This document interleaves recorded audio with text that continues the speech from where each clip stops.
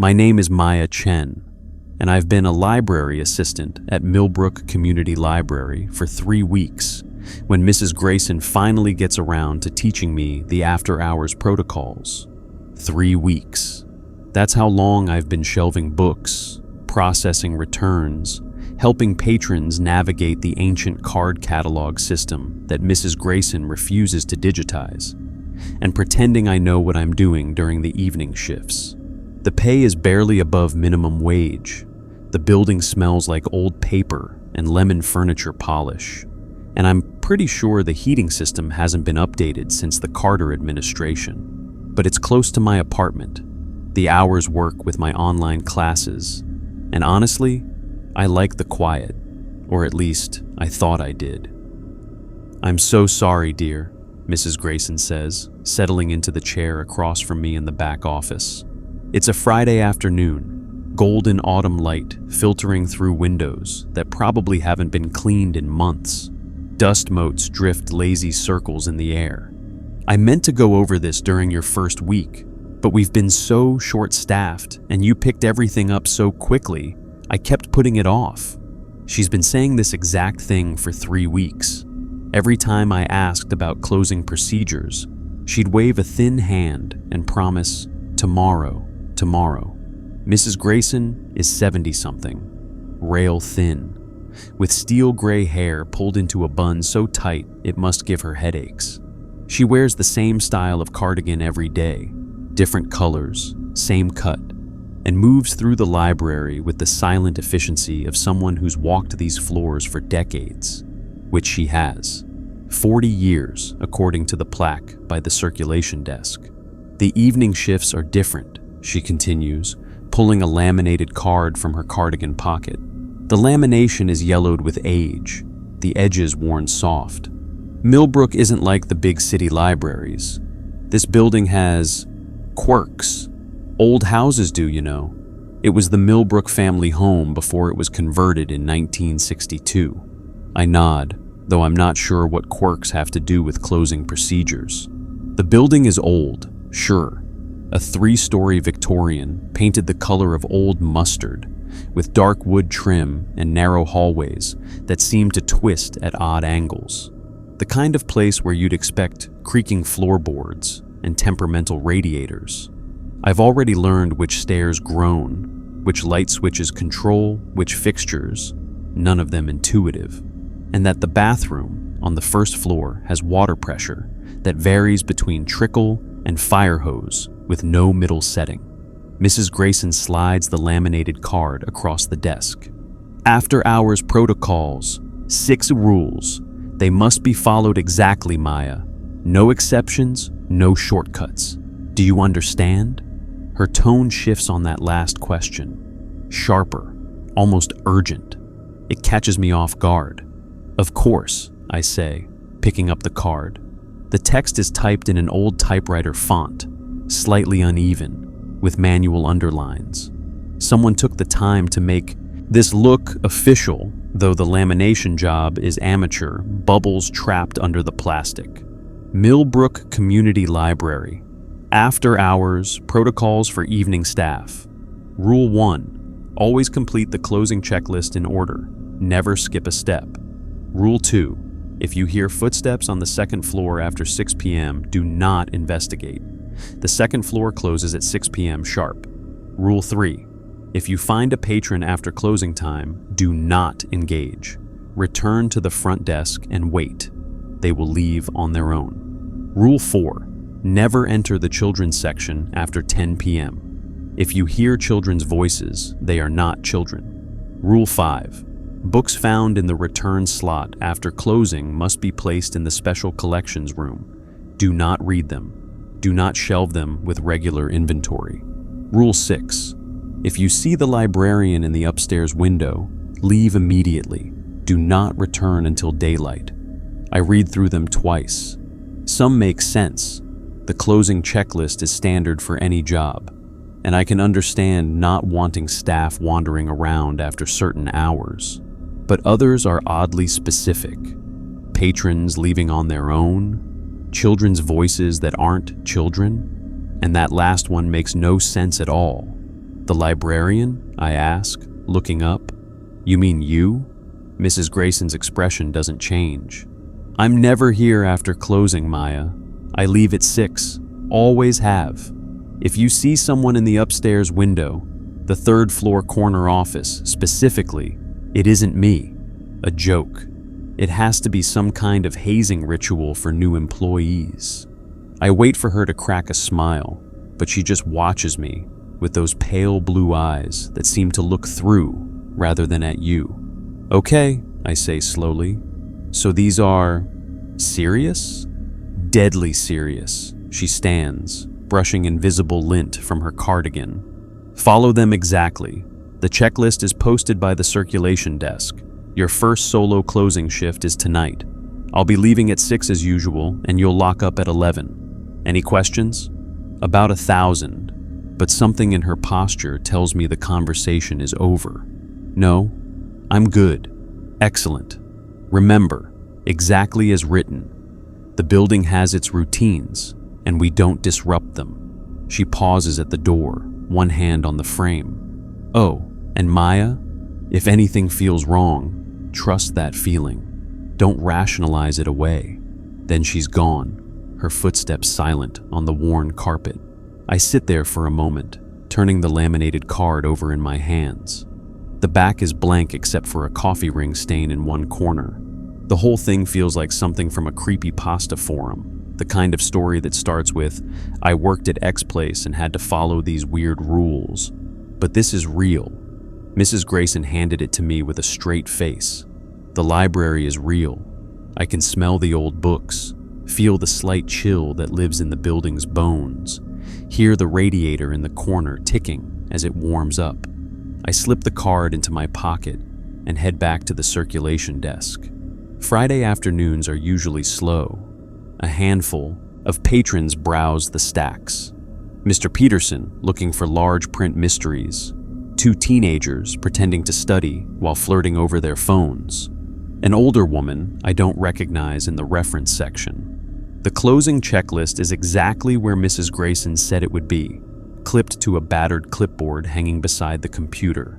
15 steps, everything from check all study rooms for patrons, to ensure all windows are latched, to turn off all lights except security lights in main hall.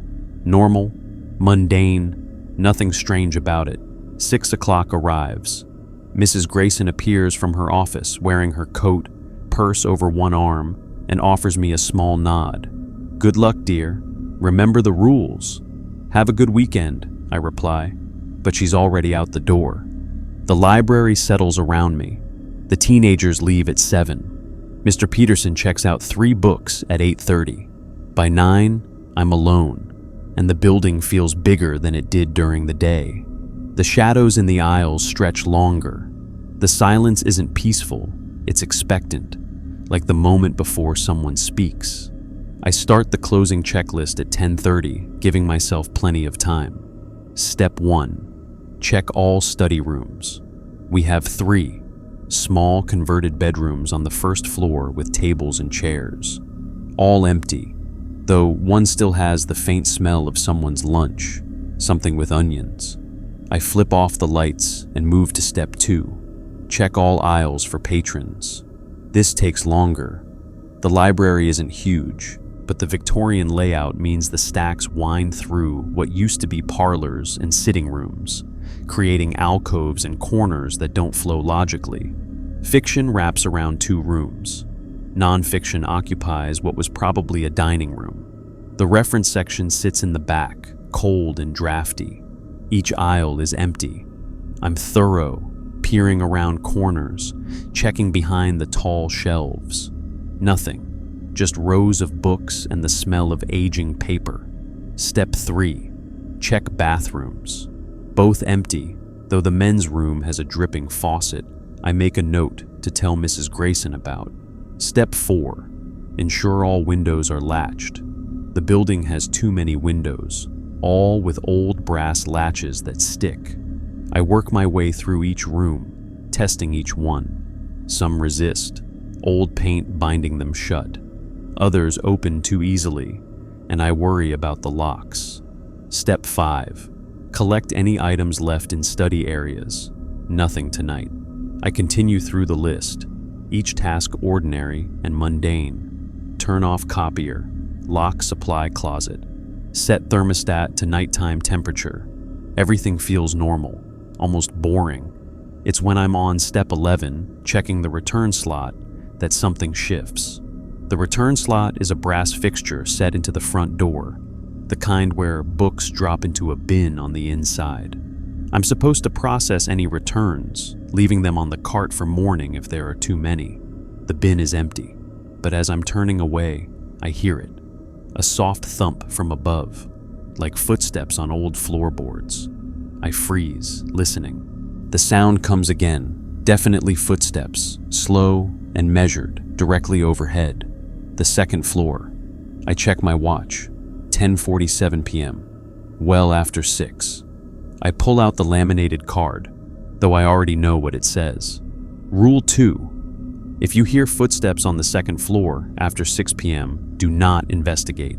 The footsteps continue, walking from one end of the ceiling to the other, back and forth, patient, deliberate. My heart kicks up, even though I tell myself it's nothing. Old buildings make noise. Thermal expansion, settling foundations, wind in the eaves. I took a physics class freshman year. I know how this works, but the footsteps sound exactly like someone walking, not random creaks, not the ping of cooling pipes. Footsteps. I stand at the base of the stairs leading up, staring at the darkness of the second floor landing. Every rational part of my brain says to investigate. Someone could be trapped up there. Someone could have stayed past closing without me noticing, despite checking every room. But Mrs. Grayson's voice echoes in my memory. Follow them exactly. No exception, no shortcuts. I back away from the stairs and return to the circulation desk. The footsteps continue overhead for another minute, then stop as suddenly as they started. The silence that follows is worse somehow.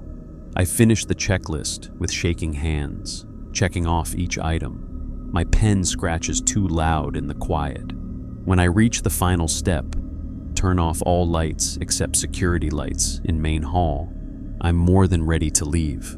The building transforms in the dimness. The security lights cast everything in harsh shadows. The stacks become walls of darkness. The curved archways leading to different sections look like open mouths. I grab my jacket and bag, setting the alarm system the way Mrs. Grayson taught me.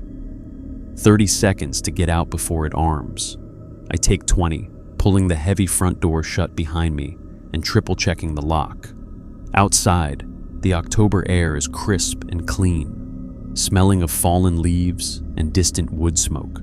The streetlights cast the building in amber. The windows are dark except for the security lights visible through the main entrance. I'm halfway to my car when I glance back at the building. There's a light on the third floor.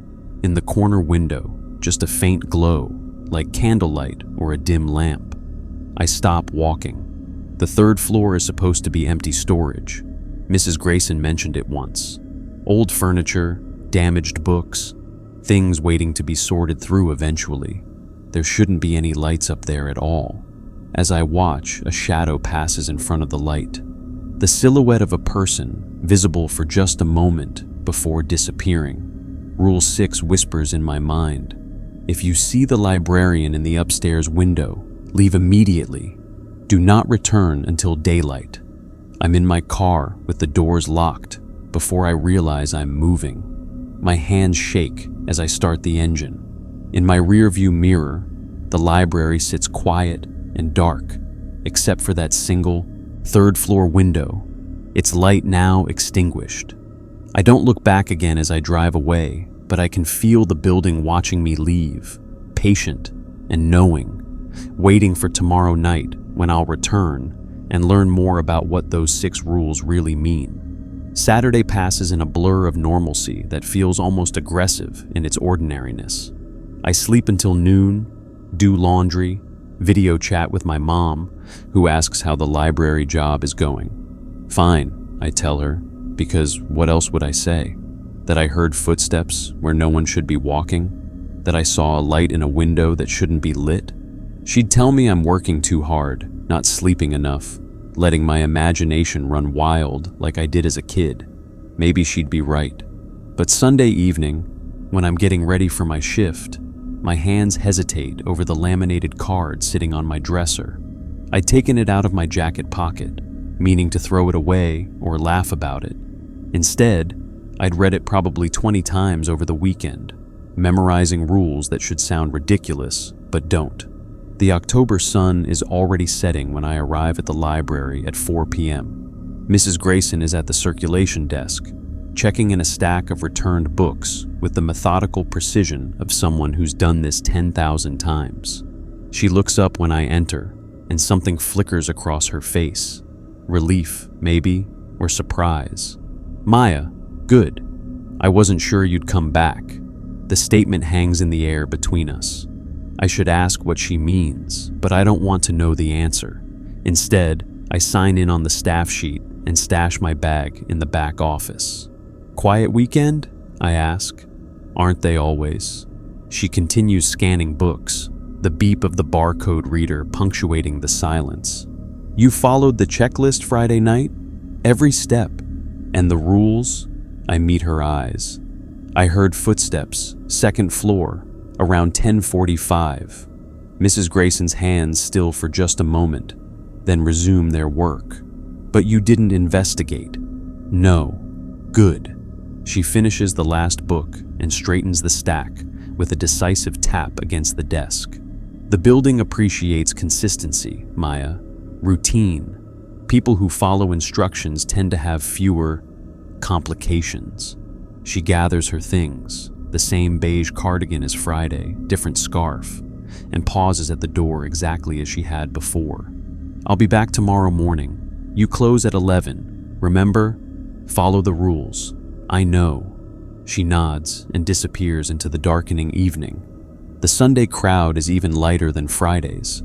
A young mother with 2 kids in the children's section until 6. An older gentleman reading newspapers in the reference area who leaves at 7. By 8 p.m., the library is mine alone, and the silence settles over everything like a blanket that's just slightly too heavy. I try to focus on work. There are books to shelve, catalog cards to file, displays to rotate, but I keep finding my eyes drawn to the ceiling, listening for footsteps that don't come. The building is quiet tonight, just the occasional creak of old wood and the hum of the ancient heating system struggling to life. At 9:30, a woman walks in. I don't hear the front door, don't hear the electronic chime that's supposed to sound when someone enters. I'm shelving books in the biography section when I sense movement and look up to find her standing in the main hall, perfectly still, staring at the card catalog. "We're closing in an hour and a half," I call out, keeping my voice friendly but firm.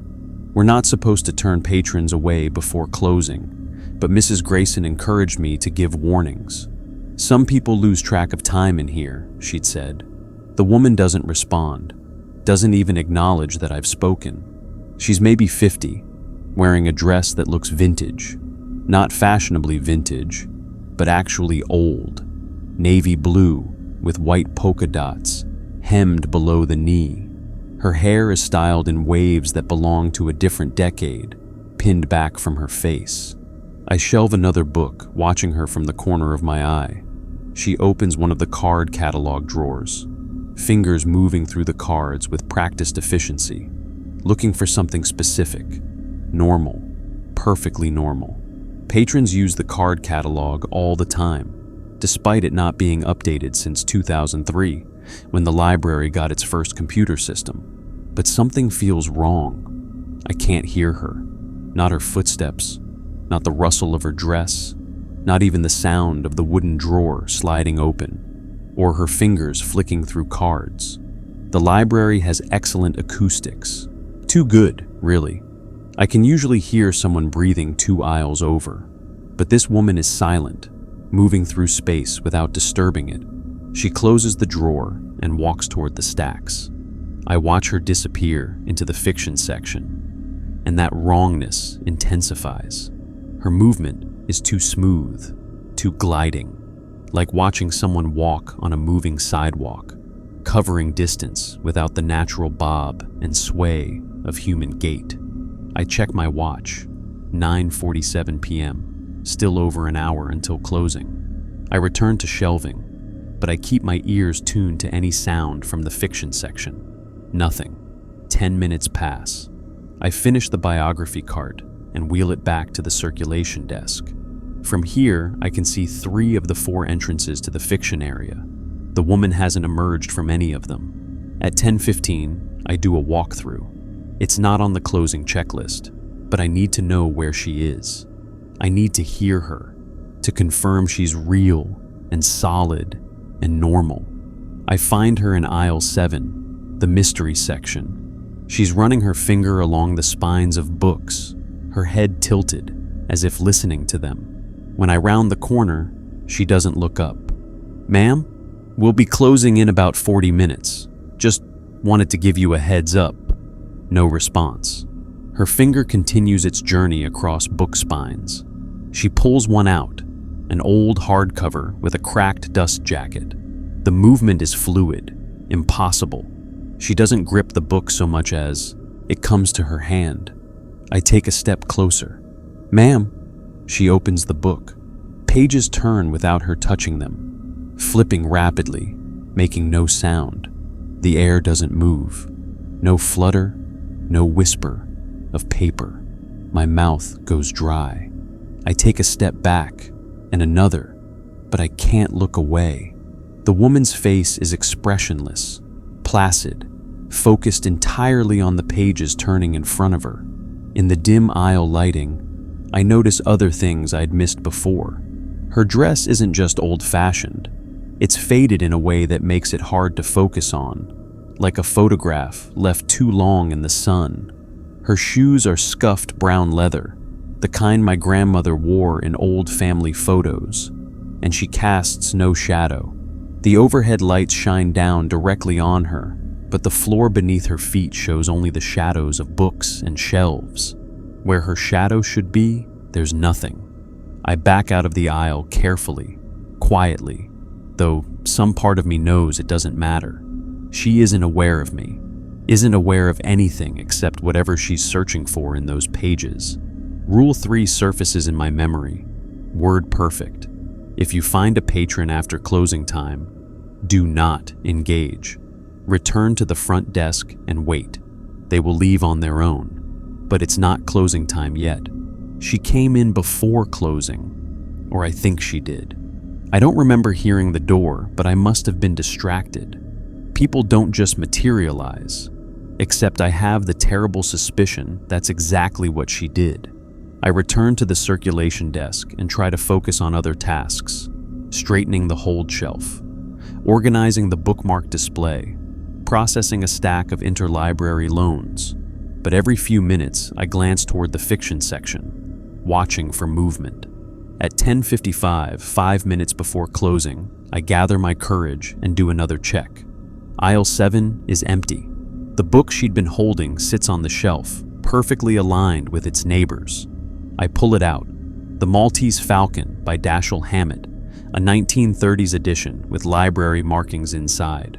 The checkout card is still in the pocket on the inside cover, the old-fashioned kind we don't use anymore. The last checkout date stamped on the card is October 17th, 1952. My hands start shaking. I shove the book back on the shelf and back away. The date means nothing. It's an old book, old card. Of course, the last checkout would be decades ago. We stopped using these cards in the 90s. This proves nothing except that no one's checked this particular book out in a long time. But October 17th, 1952. Why does that date feel significant? I return to the front desk and start the closing checklist early, desperate for the routine, the structure. Check all study rooms. Check all aisles. She's gone. The woman in the polka dot dress is gone, and every aisle is empty, every corner clear.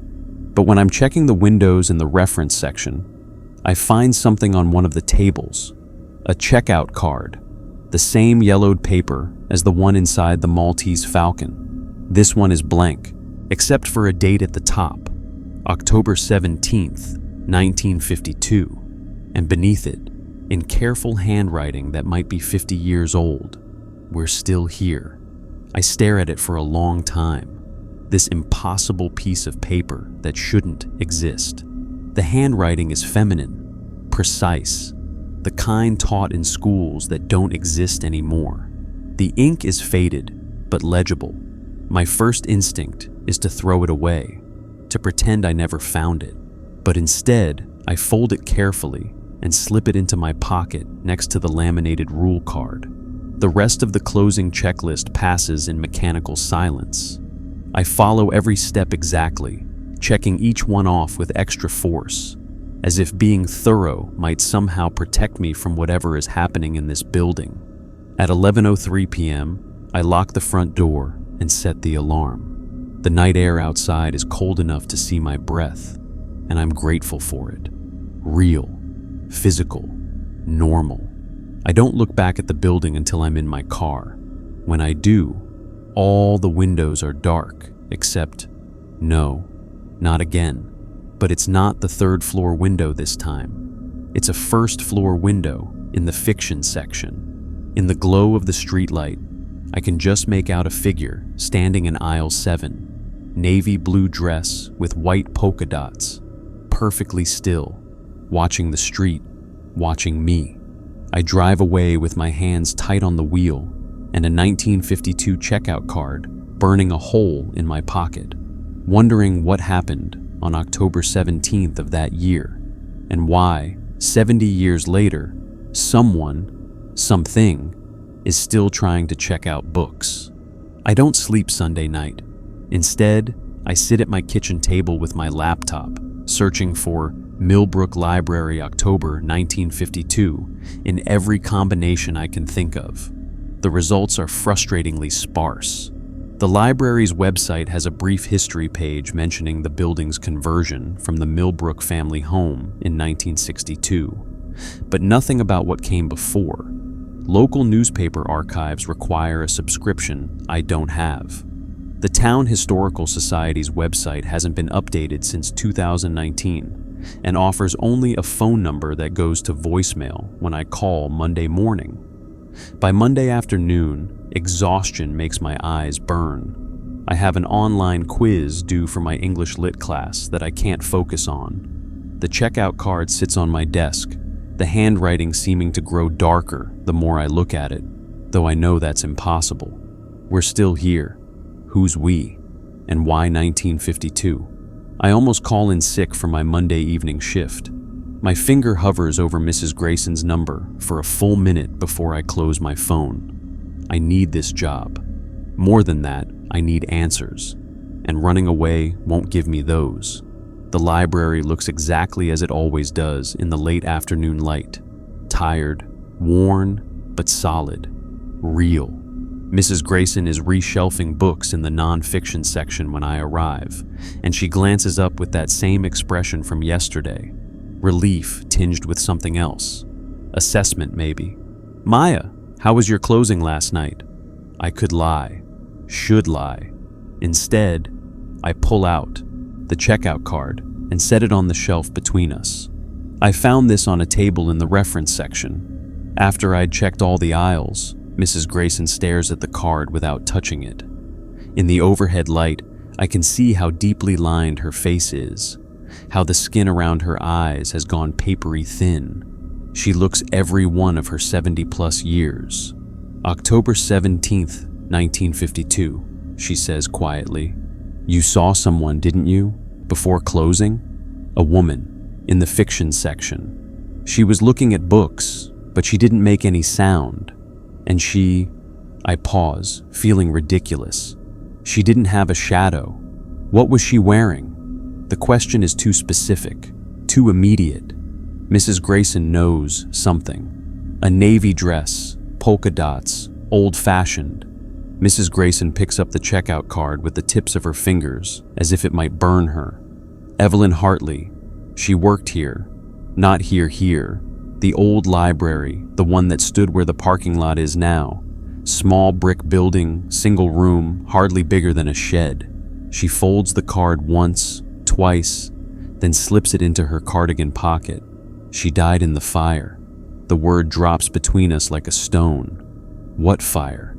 October 17th, 1952. Evening reading program for children. Fire started in the storage room, spread faster than anyone could react. Old building, wood frame, probably 50 years old even then. 7 people died. She returns to shelving books, but her hands shake slightly. 3 children, 2 mothers, the janitor, and Evelyn, the librarian. She was trying to get everyone out. The silence stretches. Somewhere in the building, a radiator clanks to life. Mrs. Grayson, why didn't you tell me this during orientation? Would you have believed me? Would you have stayed? She shelves another book, then another. The rules exist because we share this building with them, Maya. They're not haunting us. They're just continuing what they were doing. Their routines, their evening reading program, their book sorting, their closing procedures. We accommodate them, they accommodate us. That's the arrangement. Arrangement with who? With what remains? She finishes the cart and turns to face me fully. Follow the rules, and you'll be fine. They're not malicious. They're just still here, going through the motions of a life that ended 70 years ago. She leaves at 6, as always, with the same reminder to follow the protocols. I want to press her for more information, but the set of her shoulders tells me the conversation is over. Monday evening is busier than the weekend. A book club meets in one of the study rooms until 8. Several patrons work on the public computers. Mr. Peterson returns for more mysteries. Everything feels aggressively normal, and I cling to that normalcy like a lifeline. By 9:30, the last patrons trickle out. By 10, I'm alone. The closing checklist starts the same as always. Study rooms empty, aisles clear, bathrooms unoccupied. I'm on step 7, collecting items left in study areas, when I realize I've left a cart of children's books near the front desk. They need to go back to the children's section before I finish closing. I check my watch, 10:12 p.m. The children's section is technically open until the library closes. Rule 4 only says not to enter after 10 p.m. I have until 11, plenty of time, but something makes me hesitate. The cart sits there, 15 or 20 picture books and early readers waiting to be reshelved. It would take 5 minutes, maybe less. I could knock it out now and not worry about it, or I could leave it for morning. I stare at the cart, then at the darkened archway leading to the children's section. During the day, it's the brightest room in the library, the former sun porch of the Victorian house, with windows on 3 sides and walls painted cheerful yellow. Mrs. Grayson keeps it stocked with bean bags and small tables, posters of reading cats and book-loving dragons. It smells like crayons and hand sanitizer. Right now, it looks like a mouth. Don't be stupid, I tell myself. It's just a room. I've been in there dozens of times, but not after 10 p.m. I check my watch again, 10:14. I could push the cart in, shelve the books quickly, and be out before 10:20. Still well before the deadline. The rational part of my brain knows I should wait. Follow the rules exactly. But the stubborn part, the part that got me through a childhood of moving between foster homes and an adolescence of never quite fitting in, refuses to be pushed around by arbitrary instructions on a laminated card. They're just rules made up by a scared old woman who's worked here too long and started seeing ghosts in the shadows. I grab the cart and push it toward the children's section. The wheels squeak on the old floorboards, loud in the silence. As I pass through the archway, the temperature drops noticeably. Not a gradual chill, but an immediate shift, like stepping from one climate zone into another. The lights are motion activated in here, and they flicker on as I enter, but dimmer, than they should be. The fluorescent tubes cast a weak, gray light that seems to barely touch the corners of the room. The windows that should show the parking lot and street beyond reflect only darkness, as if someone painted them black. I push the cart to the picture book section and start shelving quickly. Green eggs and ham goes here, the very hungry caterpillar there, where the wild things are in its proper spot. My hands move mechanically, and I count books to keep focused. 1, 2, 3, 4. A giggle. I freeze, a copy of Goodnight Moon halfway to the shelf. The sound came from behind me, high and childish. A little girl's laugh, the kind that comes with tickles and playground games. I turn slowly. The room is empty. Beanbags sit deflated in the corner. The small tables are bare except for a forgotten box of crayons. Nothing moves. Hello? My voice comes out smaller than I intended. Another giggle, this time from my left. Then a whisper, too low to make out words. Then more giggles, overlapping, coming from different directions. 3 distinct voices, maybe 4. Children playing a game, delighted with their own cleverness. My heart hammers against my ribs. I abandon the cart and walk quickly toward the exit, but the whispers follow me. New one. She can hear us. Does she see us? The voices are clearer now, ringing with a strange quality that makes them sound both near and impossibly distant. I'm 5 steps from the archway when something moves in my peripheral vision. A shadow on the wall. Small, child-sized, though nothing in the room casts it. It waves at me. I bolt. Behind me, the whispers explode into laughter. Genuine, delighted.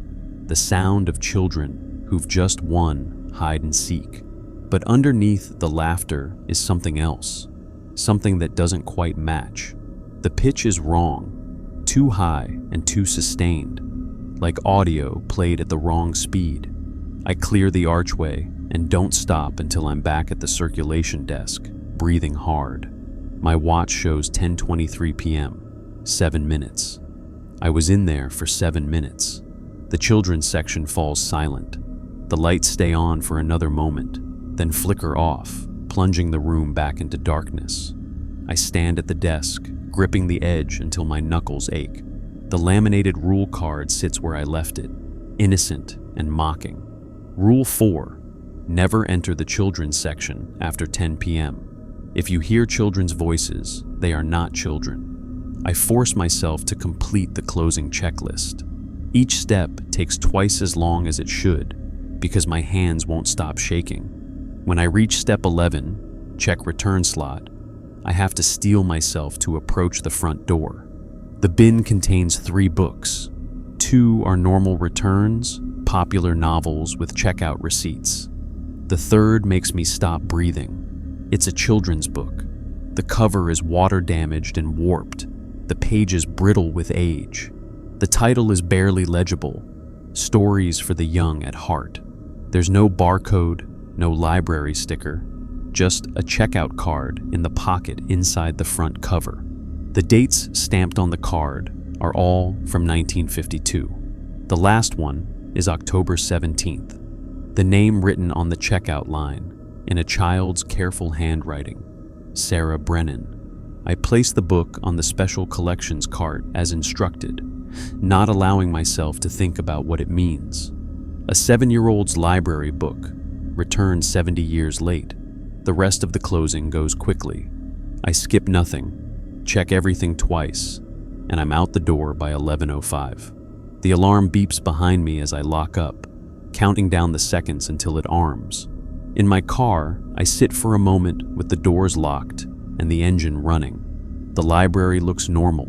No lights in wrong windows, no figures watching from inside. Just an old Victorian building settled in for the night, holding its secrets close. But I can still hear them when I close my eyes. Those giggles, those whispers. She can hear us. As I drive away, I make a decision. Tomorrow, I'm going to the Town Historical Society. I'm going to find out exactly what happened on October 17th, 1952. Because Mrs. Grayson is wrong about one thing. This isn't just about following rules anymore. This is about understanding why 7 people are still here, still going through their routines, still trying to finish a story that never got an ending, and maybe, somehow, helping them find one. Tuesday, I skip my morning classes and drive to the Millbrook Historical Society instead. The building is a converted church on Oak Street, white clapboard with a crooked steeple and windows covered in decades of grime. A hand-painted sign by the door reads, "Open Tuesdays 10-3" in fading letters. I arrive at 10:02 and find the front door unlocked, opening into a musty vestibule that smells like mothballs and decaying paper. "Hello?" I call out. "Back here," a voice responds from somewhere in the building's interior. I follow the sound through a narrow hallway lined with framed photographs of Millbrook's past. Main Street in the 1920s, the old mill before it burned, a parade from some forgotten holiday. At the end of the hall, I find a cramped office where a man in his 60s sits surrounded by filing cabinets and cardboard boxes. "Sorry, wasn't expecting anyone," he says, standing and offering his hand. "Tom Reeves. I volunteer here Tuesdays and Thursdays. What can I help you with?" "I'm researching the old library, the one that burned in 1952. Something shifts in his expression. "You're the new girl at the current library, aren't you? Mrs. Grayson mentioned someone young had started." The fact that Mrs. Grayson talks about me to local historians makes my skin prickle. Maya Chen. I just want to understand the history of the building. For context. Tom doesn't look convinced, but he turns to one of the filing cabinets and pulls out a folder thick with yellowed newspaper clippings and photocopies. October 17th, 1952. Worst tragedy in Millbrook's history. 7 dead, including 3 children under the age of 10. He spreads the materials across a cleared section of desk. The main article is from the Millbrook Courier. The headline's stark. "Library fire claims 7 lives. Children and librarian perish in evening blaze." I lean in, reading. The article describes how the fire started around 8:30 p.m. during the weekly children's reading program. 17 people were in the building, mostly children and their parents. The fire spread too quickly, blocking the main exit. Evelyn Hartley, the librarian, tried to evacuate everyone through the back door, but part of the roof collapsed. 10 people made it out. 7 didn't. "The children who died," I say quietly. "Do you have their names?" Tom pulls out another sheet. "Sarah Brennan, age 7. Timothy Morrison, age 9. Catherine Wu, age 6. He pauses. The 2 mothers were Elizabeth Brennan, Sarah's mother, and Dorothy Morrison, Timothy's mother. The janitor was Frank Kowalski, 63, and of course, Evelyn Hartley, 32, the head librarian. Sarah Brennan, the name from the checkout card in the water-damaged book. What caused the fire? Never fully determined. The official report said faulty wiring in the storage room, but there were rumors. Tom leans back in his chair, which creaks under his weight. Some people claimed it was arson. There'd been tension in town about the library stocking certain books, controversial stuff for the time. Others said they'd been experiencing strange occurrences in the building for weeks before the fire. Lights flickering, books falling off shelves, cold spots. Strange occurrences, I repeat. Like what? Like ghost stories. He says it with a dismissive shrug, but his eyes are serious. The building was old even then, built in the 1890s. People claimed it was haunted long before the fire. Afterward, he trails off. Afterward what? Afterward, they built the new library on the Millbrook estate instead. The lot where the old library stood has been empty for 70 years. Just a parking lot now. Some people say you can still smell smoke there on October nights or hear children crying, but that's just small-town superstition. He doesn't believe his own words. I can hear it in his voice. I spend another 30 minutes looking through the materials, photographs of the burned-out building, a memorial service announcement, letters to the editor about library safety. One photo shows Evelyn Hartley standing in front of the old library, smiling, wearing a navy dress with white polka dots, the same dress I saw 3 nights ago. I thank Tom and leave with photocopies of the main articles tucked in my bag. The drive back to my apartment is a blur. I should eat something, sleep, prepare for my evening shift. Instead, I sit at my kitchen table and stare at the photograph of Evelyn Hartley until the afternoon light fades. At 3:45 p.m., I force myself to get ready for work. The library greets me with its usual indifference. Mrs. Grayson is processing new acquisitions, scanning barcodes and applying security strips with mechanical precision. She looks up when I enter, and for a moment, we just stare at each other. "You went to the Historical Society," she says. Not a question. I needed to know. "And now you do. Does it help?" She returns to her work, but her movements are stiffer. "Does knowing their names make the rules easier to follow?" "It makes them make more sense." "Sense." She laughs, a dry sound without humor. "There's no sense to any of this, Maya. There's only survival, coexistence, following the protocols so we don't disturb what can't be changed. But maybe, no." The word cracks like a whip. No maybes. No attempts to help or fix or understand beyond what you need to do your job. They're gone, Maya. What remains isn't them, not really. Just echoes, going through motions. The kindest thing we can do is leave them alone. She leaves at 6, earlier than usual, without her typical reminders. The Tuesday evening crowd is sparse. A few students studying for midterms, an elderly couple browsing the large print section. By 8, I'm alone again, and the building settles into its nighttime personality, watchful, waiting. I'm dreading 10 o'clock, dreading the children's section and whatever whispers might emerge. But at 9:47, something else happens. The return slot clanks. I look up from the computer where I've been processing holds. The sound is distinctive, the metallic thunk of the brass flap opening and something dropping into the bin. But I checked the slot 15 minutes ago. The parking lot is empty. I watch the last patron leave at 8:52. I approach the front door slowly.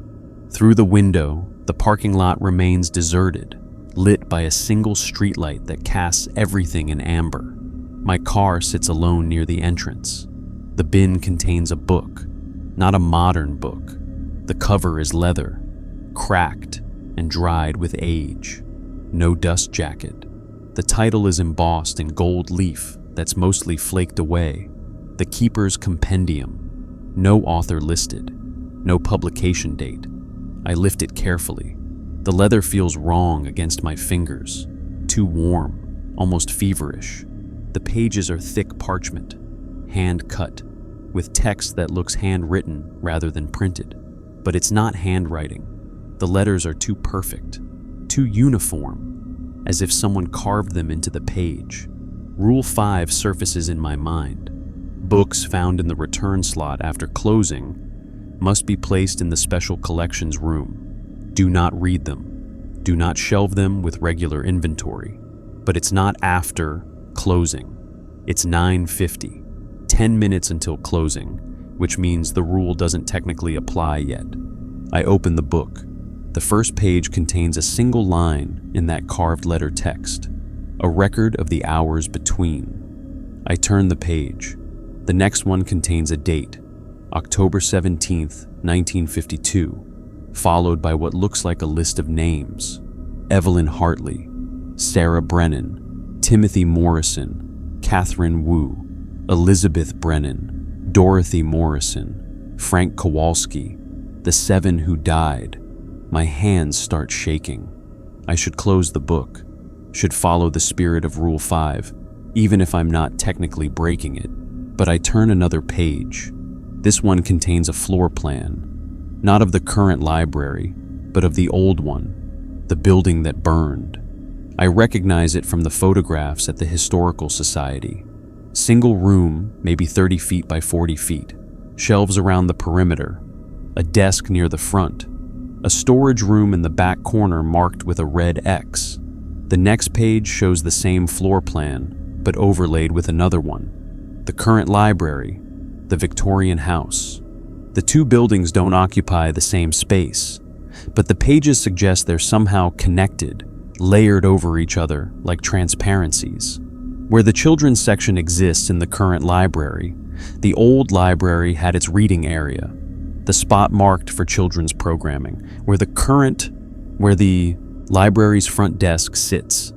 The old library's circulation desk stood. The buildings are different, on different lots, separated by a parking lot and 70 years of time. But according to this impossible book, they occupy the same space. I flip forward frantically. More diagrams, more notes in that carved text. Phrases jump out at me. Threshold overlap. Temporal echo. The between space persists. Then I reach a page that stops me cold. It's dated today, Tuesday, November 14th, 2023. Below the date, Maya Chen, library assistant, 3rd week. She's reading the compendium. The book is describing me. Right now, as I'm reading it, I slam it shut and drop it on the desk like it's burned me. My heart pounds so hard I can feel it in my throat. The book sits there, innocuous brown leather, but I swear I can feel it humming, vibrating with some energy that has nothing to do with the physical world. The return slot clanks again. I spin toward the door. Still no one in the parking lot, but the bin now contains another book, then another. The slot keeps opening, books dropping through from nowhere, piling up in the bin. 5 books, 7, 10. I grab the special collections cart and start loading them, not looking at titles, not opening covers. My hands move mechanically, following Rule 5 because it's all I can think to do. The books are all wrong. Some too old, some too new, some with titles that don't make sense. The History of Tomorrow, Recipes from the Unfallen, Atlas of Spaces That Never Were, 15 books, 20. Then, as suddenly as it started, it stops. The return slot falls silent. I stand there breathing hard, the cart overflowing with impossible volumes. The keeper's compendium sits on top, and as I watch, it falls open to a new page. The carved text reads, "She will have to choose soon. The anniversary approaches. The threshold weakens. What was separated may merge, and what was lost may be found." Below that, a single question. Will you help us finish our story? Before I can process what that means, I hear it. Footsteps on the 2nd floor. The familiar measured tread, back and forth, back and forth. But it's only 10:04 p.m., and from the children's section, drifting through the dark archway, giggles and whispers. She read the book. She knows now. She can help us. I check my watch, though I already know what time it is. 10:04. The children's section rule starts at 10 p.m., but they're active early tonight. Everything is happening early, the boundaries breaking down. The return slot clanks one more time. I force myself to look. A single checkout card lies in the bin, pristine and white, not yellowed with age. The date at the top reads October 17th, 2023, 5 days from now. And below it, in that same careful handwriting, the anniversary, the threshold opens. You can free us or trap yourself with us. Choose wisely, Maya Chen. The lights flicker, all of them, throughout the entire building, dimming and brightening in a rhythm. that feels almost like breathing. I grab my phone and take a picture of the card, of the open page of the compendium, of the impossible pile of books on my cart. Evidence, proof, something to show I'm not losing my mind. But when I check the photos, they're all black, not blurry or dark, completely black, as if I'd photographed the inside of a sealed box. Above me, the footsteps continue. Behind me, the children whisper, and in my hands, a checkout card from 5 days in the future promises a choice I don't yet understand. I have until October 17th to figure out what they want and what happens if I can't give it to them. I don't finish the closing checklist Tuesday night. Instead, I shove the special collections cart into the small room behind the circulation desk, barely larger than a closet, with a single bare bulb and shelves crammed with damaged books and outdated reference materials. The impossible volumes I've collected fit among the broken spines and water-stained covers like they've always belonged there. The Keeper's Compendium. I place on the highest shelf, spine facing inward, as if hiding it might make it less real. The checkout card from the future goes into my pocket. I leave at 10:47, abandoning half the checklist, and I don't look back at the building, not once. If there are figures in windows or shadows moving through aisles, I don't want to know. Wednesday, I call in sick. Mrs. Grayson's voice on the phone is knowing, unsurprised. Take care of yourself, Maya. Get some rest. I'll see you Thursday. I spend the day researching, falling down internet rabbit holes about temporal anomalies and haunted buildings and the nature of ghosts. Most of it is garbage, conspiracy theories and fantasy dressed up as fact. But some articles, buried deep in academic databases, discuss the concept of residual hauntings.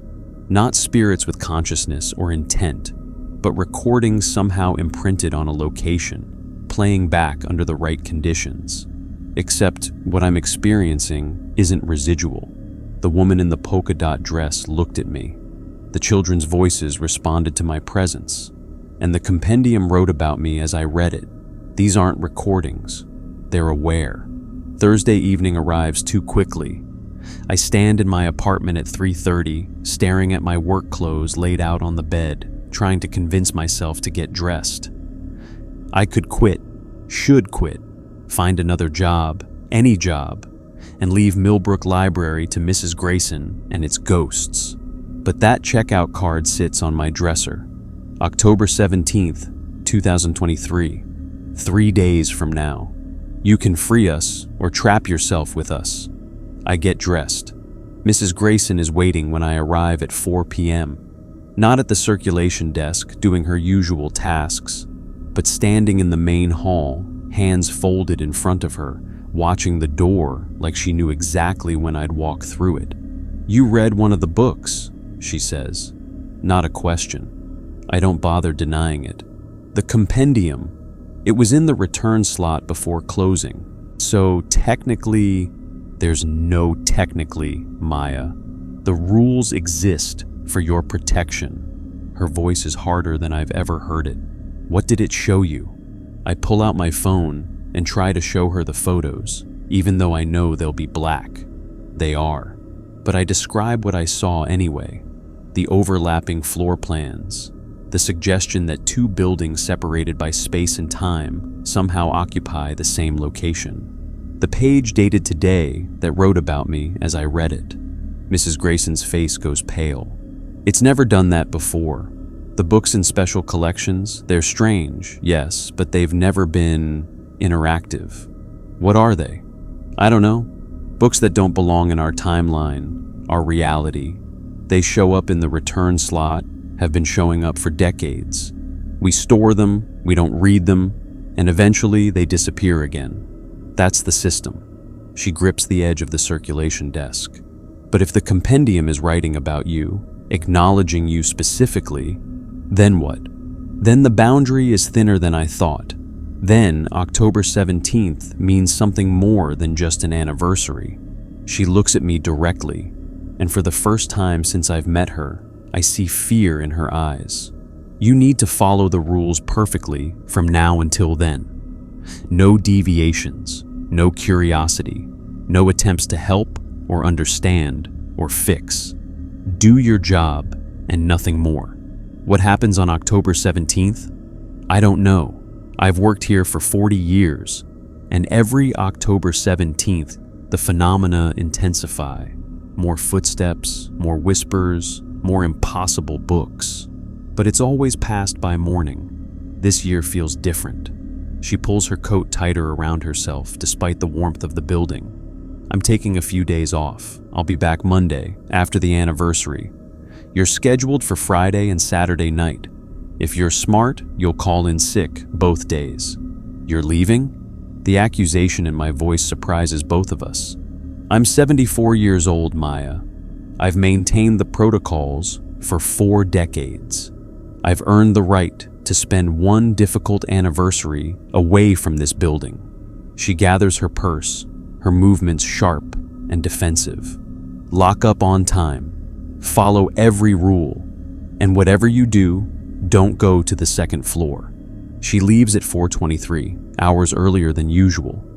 And I'm alone with the building and the secrets it's keeping. The Thursday evening crowd is nearly non-existent. One patron, a college student, works on a laptop until 7. After that, silence.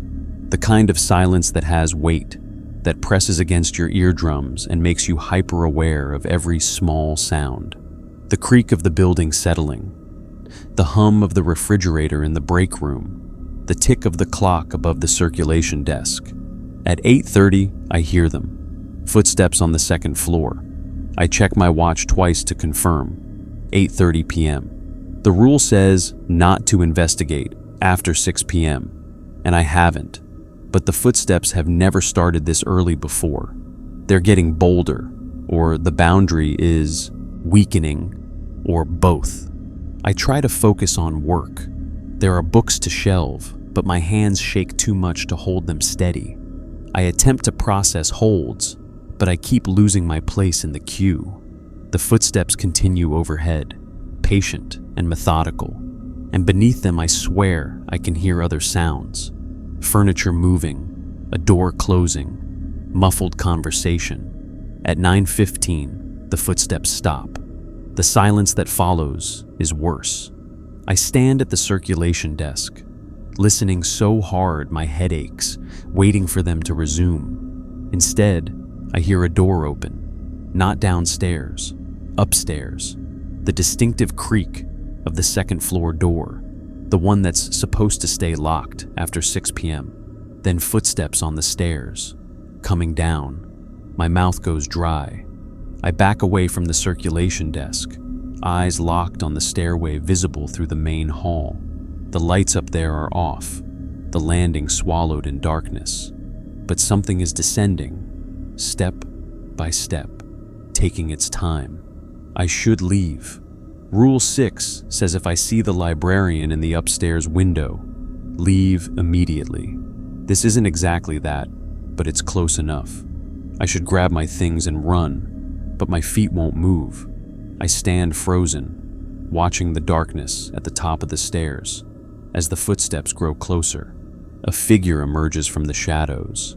Evelyn Hartley, the navy dress with white polka dots, the carefully waved hair, the posture of someone from another era. But unlike the silent, gliding apparition I saw in the fiction section, this version of her seems more solid, more present. Her shoes make actual sound on the wooden steps. Her dress rustles as she moves. She reaches the bottom of the stairs and stops, looking directly at me. "You've been reading," she says. Her voice sounds far away, like listening to someone speak through a wall. "You know what happened to us." I can't respond, can't breathe, can't do anything but stare. "The fire wasn't an accident," she continues, moving closer, not gliding now, but walking, each step deliberate. Something came through that night, through the books. We'd been cataloging a donation, old volumes from an estate sale. One of them was wrong. It opened something, a doorway between here and somewhere else. She's 10 feet away now. I can see the details that were blurred before. The slight burn marks on her dress, the ash in her hair, the way her edges seemed to flicker like a candle flame. We tried to close it, to contain it, but the fire spread too fast and we couldn't get everyone out. We died trying to seal what we'd opened. She stops 5 feet away. But we didn't finish. The doorway is still here, still open, just a crack. And on the anniversary, it widens. Every year, wider. This year what? This year, it might open completely. And what comes through won't be memories or echoes. It will be something else, something hungry. Her form flickers, fading slightly. We've been trying to hold it closed for 70 years, but we're tired, Maya. We're so tired. What do you need me to do? The compendium. It's the key. The original book that started everything, transformed by what came through. It records, it knows, it understands the threshold. She's fading faster now, her voice growing fainter. On October 17th at 8:30 p.m., the moment the fire started, you have to use it. Read the words. Finish what we started. What words? Which page? You'll know. The book will show you when the time comes. She's barely visible now, just an outline of a woman who died 70 years ago.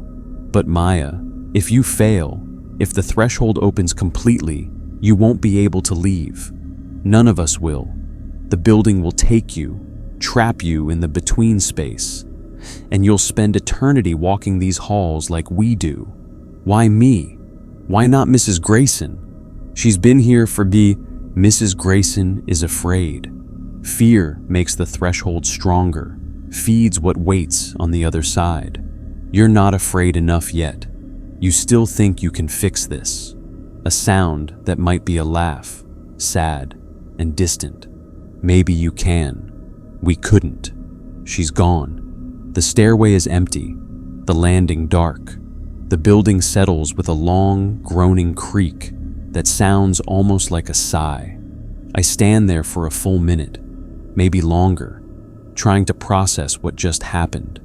An actual conversation with a ghost. Not a glimpse, not a whisper, but direct communication. And a deadline. October 17th, 8:30 p.m. 3 days from now. I force myself to move, to continue the closing checklist. Each step feels mechanical, my body operating on autopilot while my mind races. When I reach the special collections room, I stare at the cart of impossible books, at the compendium hidden on the top shelf, the original book that started everything. I should take it down, study it, prepare for whatever I'm supposed to do. But Evelyn's words echo, "The book will show you when the time comes." And beneath that, Mrs. Grayson's warning, "Don't read them." I leave the compendium where it is and finish closing. The rest of the night passes without incident. No footsteps, no whispers, no books appearing in the return slot, just silence and shadows, and the weight of knowing that in 3 days, everything could change. When I lock up at 11:03, I look back at the building one last time. All the windows are dark except for one on the second floor, where a faint light glows. Not the third floor, Rule 6's territory. The second floor, where I'm not supposed to go, where Evelyn Hartley descended from tonight, crossing the boundary between the living and the dead to deliver a message. I drive home with my hands tight on the wheel and 3 words repeating in my mind like a prayer. 3 more days, 3 more days, 3 more days. Friday morning, I wake to 17 missed calls and a dozen text messages, all from the library's main number. The most recent text, sent at 6:47 a.m., is from Mrs. Grayson. "We need to talk. Before your shift. This is urgent. So much for taking a few days off." I meet her at a coffee shop 2 blocks from the library at 2 p.m. She's already there when I arrive, sitting in a corner booth with her hands wrapped around a cup that stopped steaming. She looks like she hasn't slept. Her steel gray hair is less precisely pinned than usual, and the circles under her eyes have deepened to bruises. "You spoke to her," she says, before I even sit down. "To Evelyn." I freeze halfway into the booth. "How did you—" "The second floor door was unlocked this morning. It's never unlocked after closing, and there were wet footprints on the stairs going down." She takes a sip of coffee with shaking hands. I knew something had changed. The building felt different when I arrived, more awake, more present. I slide into the seat across from her. "You said you were taking the week off." I lied. She sets down her cup with a decisive click. "I couldn't leave. Not this year. I thought I could, thought I'd earned the right to be a coward just once, but—" She trails off, looking past me toward the window. 40 years, Maya. I've kept this building running, kept the dead and the living separated, maintained the protocols, and now it's all falling apart. Evelyn said the threshold is opening, that something's trying to come through. She told you about the fire then, the real cause. Mrs. Grayson's voice drops to barely above a whisper. I was hoping she wouldn't, hoping you could just follow the rules through the anniversary and never have to know the full truth. What is the full truth? She's quiet for a long moment, and when she speaks again, her voice carries the weight of decades. My mother was Dorothy Morrison. She died in the fire with my brother Timothy. I was 12 years old, waiting at home for them to return from the reading program. The name clicks into place. Dorothy Morrison, one of the mothers. Timothy Morrison, age 9, one of the 3 children. I spent years trying to understand why they never came home. The official story, faulty wiring, never made sense. My mother was cautious. She would have noticed smoke, would have gotten Timothy out at the first sign of danger. Mrs. Grayson's fingers tighten around her cup. When I was old enough, I started researching, talked to survivors, tracked down Evelyn's journal from before the fire, and I learned about the donation, the books from the estate sale, the Blackwood estate. Old family, died out in the 1940s. They'd been collectors, rare books, occult materials, things that shouldn't exist. When the last Blackwood died, his collection was donated to the library. 17 volumes, all strange, all wrong, in ways that are hard to articulate. She finally meets my eyes. The compendium was one of them, but there was another book, the worst one. It didn't have a title, just blank black leather and pages that weren't paper. Evelyn wrote that reading it was like looking into a tunnel that went on forever, and something was looking back. My skin goes cold. What happened to it? It burned in the fire, or we thought it did, but I think— She pauses, choosing words carefully. I think it didn't burn so much as it opened, fully, and the fire was what came through. The fire was alive. The fire was a doorway. The book was a doorway. When they tried to contain it, to stop what was happening, the doorway fought back. 7 people died keeping it from opening completely, and they've spent 70 years holding it shut from the other side, using their own deaths as a barrier. The enormity of it settles over me like a weight. 7 people, trapped between life and death, maintaining a seal against something that wants to break through. Why didn't you tell me this from the beginning? Because knowledge makes it stronger. Mrs. Grayson's voice cracks slightly. Fear, belief, attention. They're fuel for what waits on the other side. The rules exist to keep staff ignorant, keep them going through mundane motions without understanding the significance. It's worked for 40 years. New hires come and go. They follow the protocols without questioning them too deeply, and the building stays contained. But something's changed this year. You changed things. You're different from the others. You don't just follow rules. You need to understand them. You went to the Historical Society.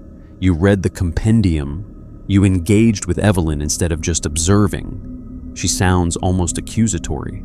You're making them hope, and hope is dangerous for the dead. It makes them believe things can change. Can they? Change, I mean. Can I actually help them? Mrs. Grayson stands abruptly, leaving money on the table for her untouched coffee. I don't know, and I've spent 40 years being grateful I don't have to find out. But Evelyn chose you for a reason. The dead don't speak to just anyone. She pulls on her coat with jerky, agitated movements. Come with me. There's something I need to show you before your shift. We walk to the library in silence. The October afternoon is crisp and bright, leaves crunching under our feet. Everything aggressively normal. The library looks harmless in daylight, just an old Victorian house converted to serve a small community. Nothing sinister about the yellow paint or dark trim. Nothing ominous about the windows reflecting afternoon sun. Mrs. Grayson unlocks the front door and disables the alarm. The building is closed today. I made sure we'd be alone. Inside, the library feels different during unauthorized hours. The silence isn't expectant. It's surprised, as if we've caught it off guard. Mrs. Grayson moves through the main hall with purpose, heading directly for the stairs. I thought we weren't supposed to go to the second floor, I say, following her.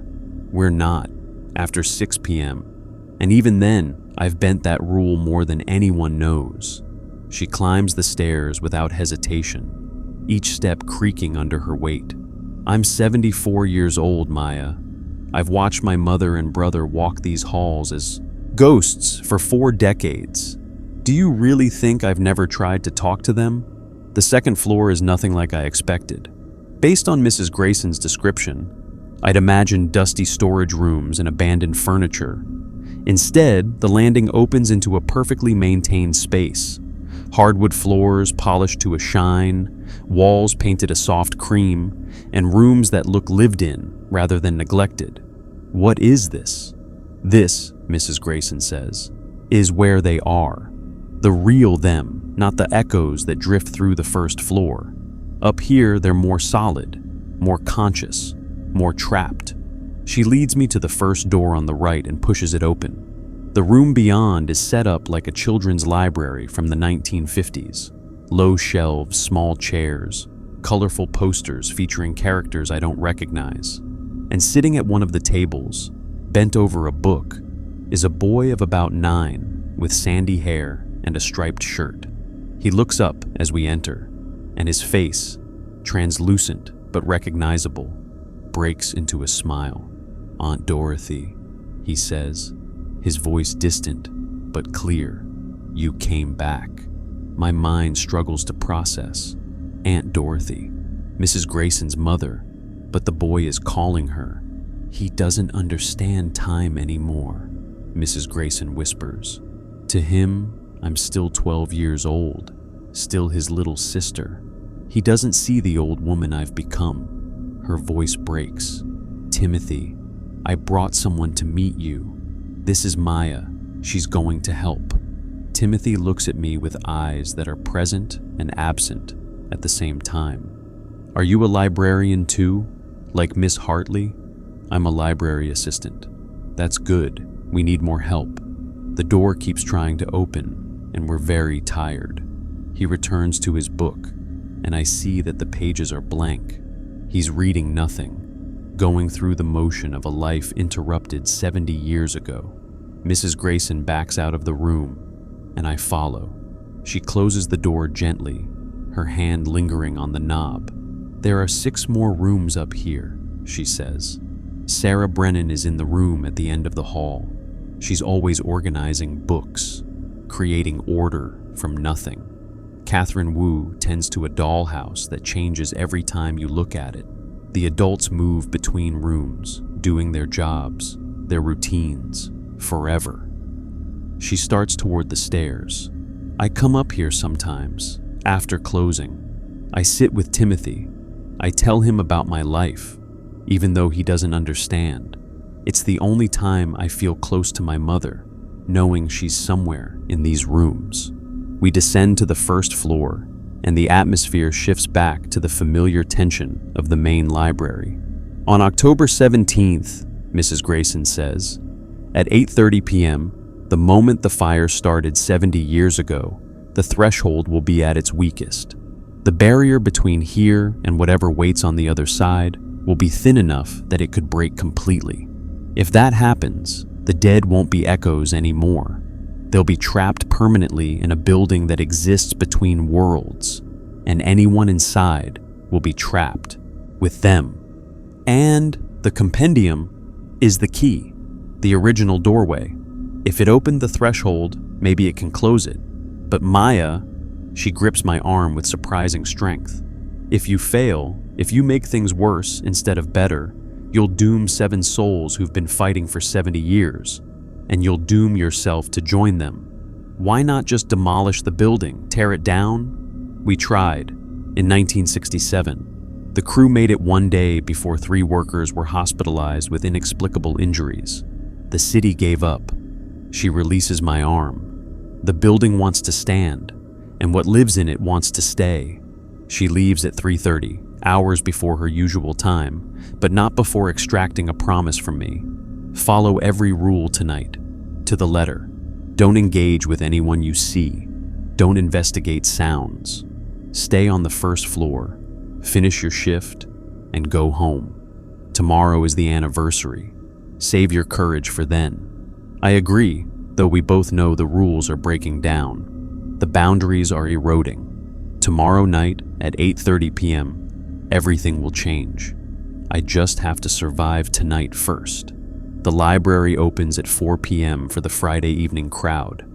But as I unlock the doors and watch the late afternoon sun cast long shadows through the windows, I can't shake the image of Timothy Morrison, forever 9 years old, reading blank pages in a room between life and death. And I wonder if trying to save them might damn me to the same fate. Friday night starts normally enough.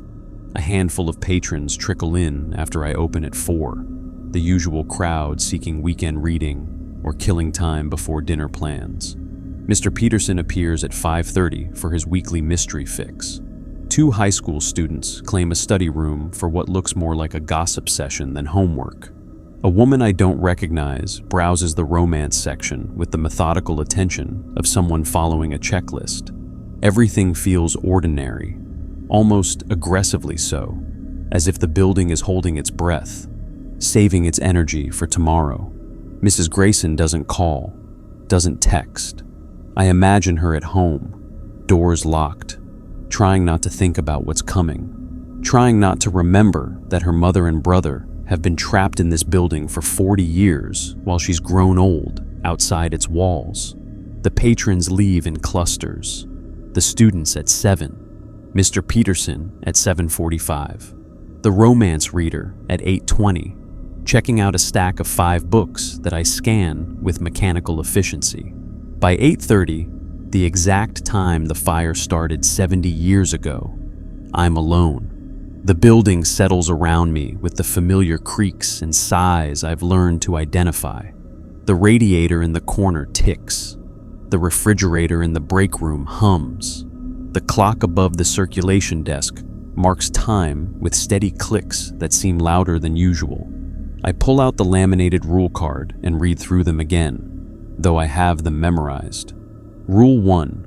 Always complete the closing checklist in order. Never skip a step.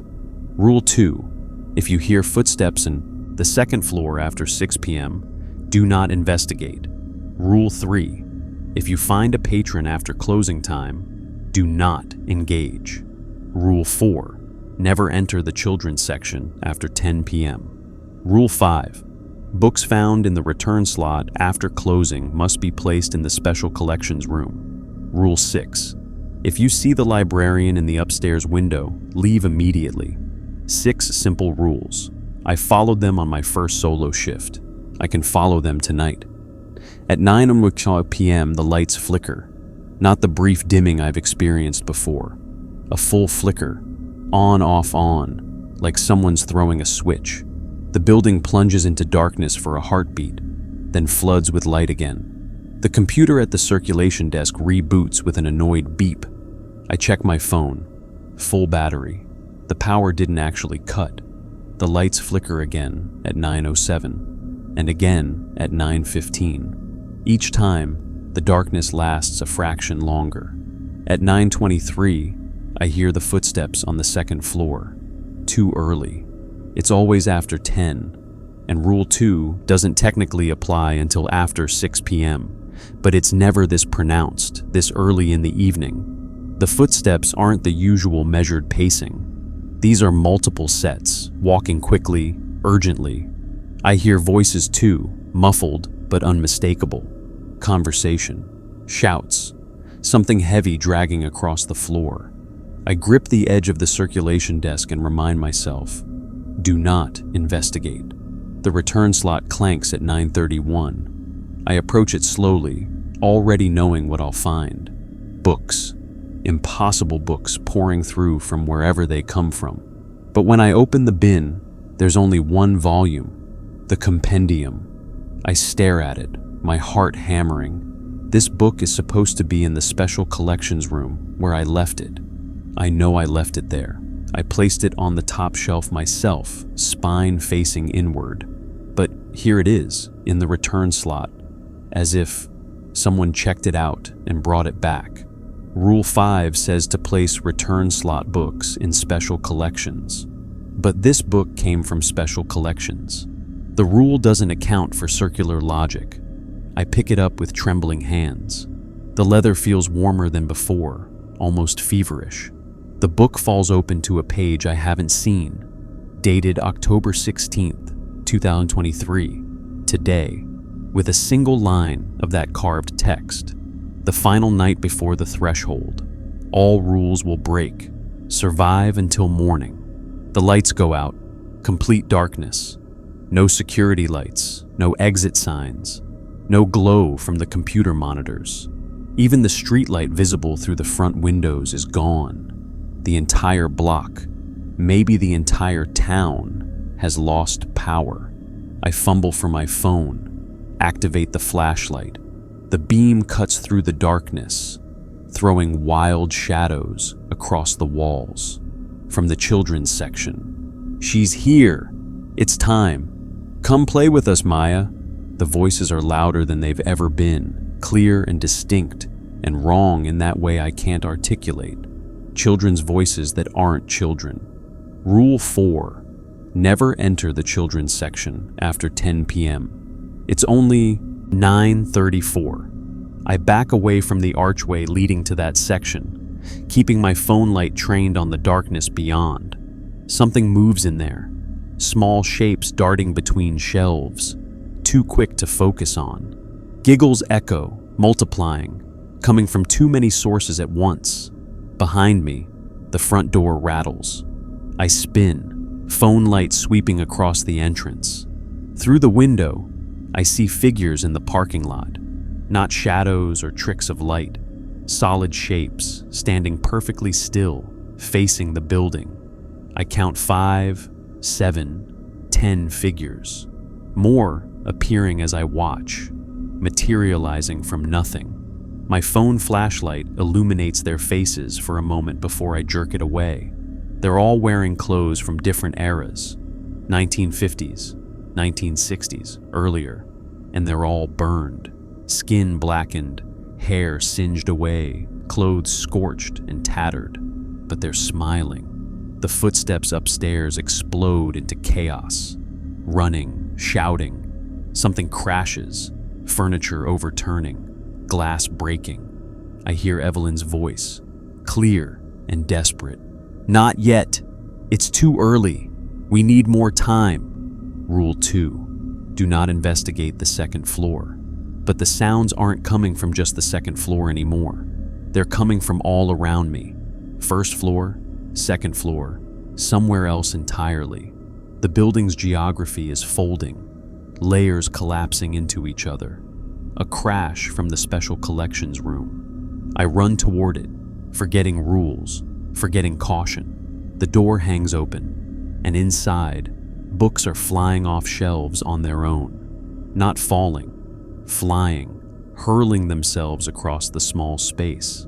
The cart of impossible volumes has overturned, its contents scattered across the floor, and standing in the center of the chaos is a man I haven't seen before. Elderly, wearing a janitor's uniform from another era, his form flickering like a failing light bulb.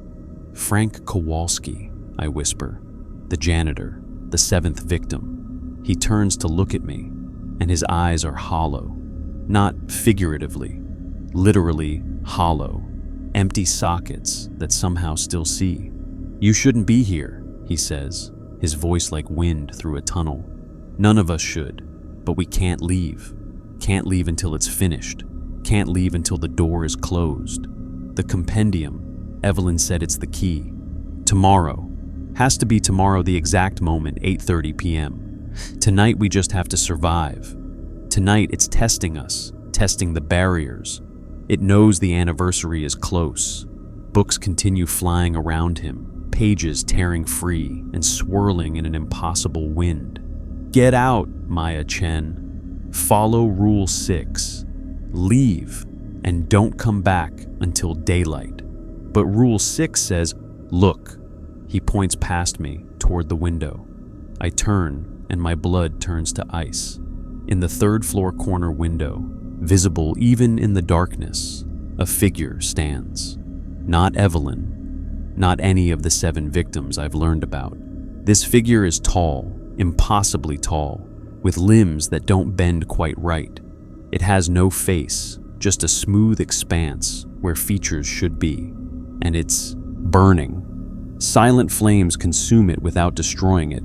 Orange and red and a sickly green that shouldn't exist in fire. The librarian, not a person, not a ghost. The thing they've been fighting for 70 years. The thing that wants to come through. Rule 6. If you see the librarian in the upstairs window, leave immediately. Do not return until daylight. "Go!" Frank shouts, and his voice carries a power that propels me backward. I run. Through the main hall, past the circulation desk where the compendium lies open to pages that are writing themselves in real time. Past the children's section, where dozens of small shadows press against the archway like prisoners trying to escape. My hands shake so badly I can barely grip the door handle. The figures in the parking lot have moved closer, forming a semicircle around my car. But they part as I stumble out, creating a path. I don't look at them. Don't look at their burned faces, or their smiling mouths, or their eyes that reflect the flames that killed them 70 years ago. I make it to my car, lock the doors, start the engine with numb fingers. In the rearview mirror, the library blazes with light, every window illuminated, but not with normal light. This light flickers like fire, orange and red and that wrong green. And in every window, figures, pressing against the glass, watching me leave. The compendium lies on my passenger seat. I don't remember grabbing it, don't remember running past the circulation desk where it was lying open. But here it is, the leather warm against my leg, even through my jeans. I drive home too fast, running a red light and nearly sideswiping a parked car. My apartment has never felt safer.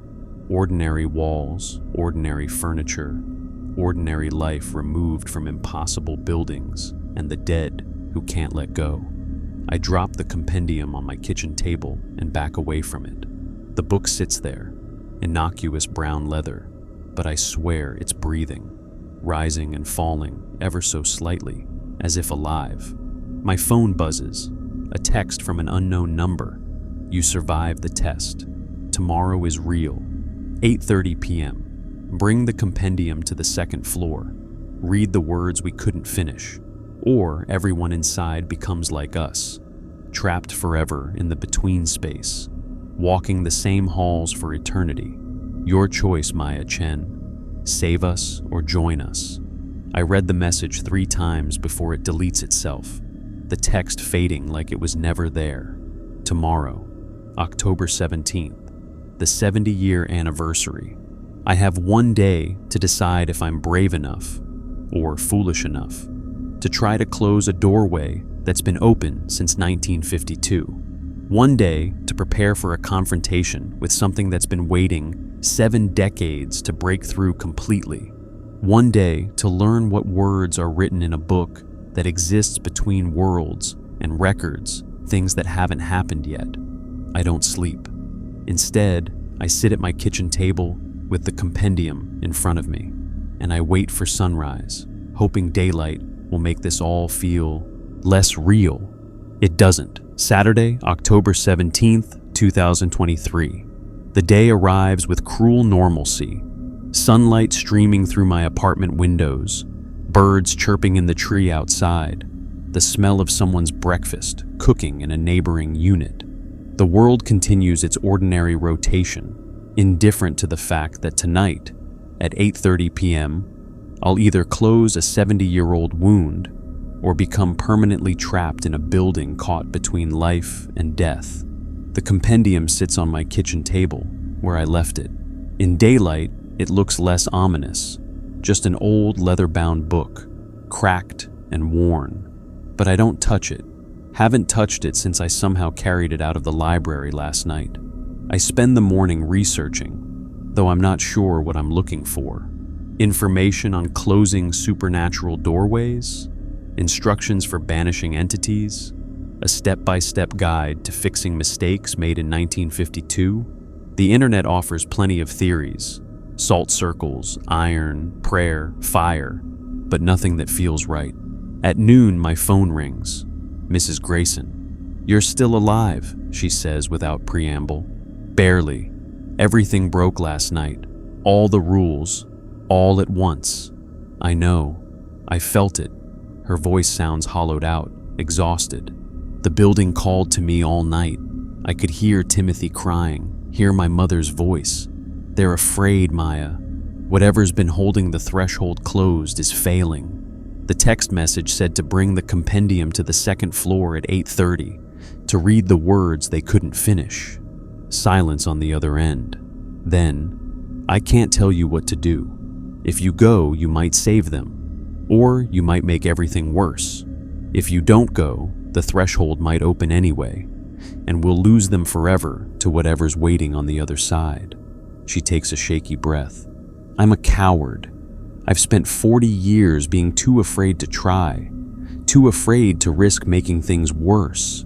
But you're young. You still believe things can be fixed. Do you want me to try?" Another long pause. "I want my mother back. I want my brother back. I want them to have peace after 70 years of fighting. But I don't want you to die for them. So yes and no. Both. Neither. A sound that might be a sob or a laugh. I'll be outside tonight, in the parking lot. If you need help, if you need someone to pull you out, I'll be there." She hangs up before I can respond. I force myself to eat lunch, though everything tastes like cardboard. I try to nap, but lie awake staring at the ceiling. At 3:00 p.m., I shower and dress in practical clothes, jeans, sneakers, a hoodie, as if dressing for a hike instead of a confrontation with the supernatural. At 4:00 p.m., I pick up the compendium. The leather is warm, almost hot, vibrating with energy I can feel in my bones. The book wants to be opened, wants to be read, but I remember Evelyn's words. The book will show you when the time comes. I slip it into my backpack and head to the library. The building looks wrong in the late afternoon light. The yellow paint seems faded, the dark trim somehow darker. The windows reflect the sky, but also something else. Shadows moving behind the glass, even though the library is closed, even though I'm the only one with a key. Mrs. Grayson's car is already in the parking lot, pulled into a far corner spot. She sits behind the wheel, watching. When she sees me, she doesn't wave or acknowledge me, just watches with the intensity of someone bearing witness. I unlock the front door at 4:30, though the library isn't scheduled to open today. The alarm doesn't beep when I enter. The building is silent, but it's the silence of held breath, of anticipation. I'm here, I say to the empty air. I'm going to try. No response.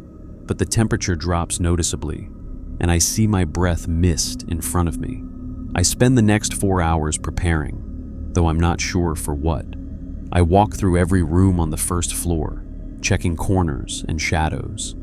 The children's section is dark and quiet, but I swear I see small handprints on the inside of the windows, dozens of them, pressed against the glass like children trying to get out, or keep something else from getting in. At 7 p.m., I make myself eat the sandwich I brought. My stomach rebels against every bite, but I force it down. I'll need energy for whatever comes next. At 7:30, the sun sets, and the building transforms. Shadows deepen in corners. The air grows thick, oppressive.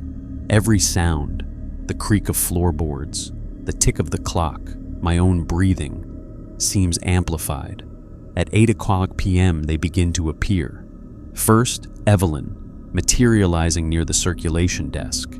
Tonight, she's more solid than I've ever seen her, almost flesh and blood. The burn marks on her dress are vivid. The ash in her hair looks real enough to smudge if I touched it. "You came," she says, and her voice carries actual relief. I said I would. Others appear. Frank Kowalski in the doorway to the special collections room. Sarah Brennan, the 7-year-old, clutching a book to her chest near the children's section. Catherine Wu, age 6, holding the hand of a woman who must be one of the mothers. Elizabeth Brennan, Sarah's mother. They're all here. All 7. More present, more real than ghosts should be. Where are the others? I ask. Timothy? Dorothy? Upstairs, Evelyn says. They're holding the second floor. That's where it's strongest, where the old library and the new one overlap most completely. That's where you need to be. She leads me to the stairs. The others follow, a solemn procession of the dead. As we climb, I hear it, a sound like wind through a tunnel, growing louder with each step. And underneath that, something else, breathing, heavy and wet and hungry. The second floor is chaos. Furniture slides across floors on its own. Doors slam open and closed. The walls flicker, and through them, I see other walls. The old library, the building that burned, overlaid on this one like a double-exposed photograph. In the center of the main room, Timothy Morrison and Dorothy Morrison stand back to back, arms outstretched, as if physically pushing against something invisible. Around them, the air shimmers and warps, showing glimpses of something beyond. Fire, darkness, and something moving through both. Something vast and wrong that makes my eyes hurt to perceive. "Now!" Evelyn shouts over the roaring wind. "Read the words! Close the door!" I pull out the compendium with shaking hands.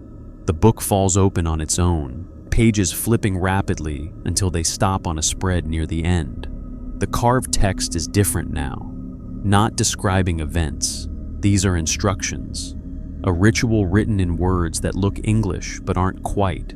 Words that hurt to read, that make my tongue feel thick and clumsy. But I read them anyway. By the threshold opened, by the threshold maintained, by the blood and sacrifice of those who stand between. The wind intensifies. The building groans. Through the flickering walls, the thing on the other side surges forward, and I see it clearly for the first time. It's not a creature, not a demon or ghost or monster. It's absence given form, a void that consumes everything. Light, sound, life, death, the space between. It's been trying to break through for 70 years, and 7 souls have been holding it back with nothing but will and the memory of who they were. I name the boundary restored, the separation renewed, the door sealed by choice and sacrifice. Something grabs my ankle. I look down and scream. Hands emerge from the floor, dozens of them, hundreds, clawing upward from somewhere below. Not the 7 victims. These are other hands, older, reaching from whatever space the void occupies. "Keep reading," Dorothy Morrison shouts, her form flickering as the strain of holding the threshold threatens to tear her apart. "By the book that opened the way, I close the way.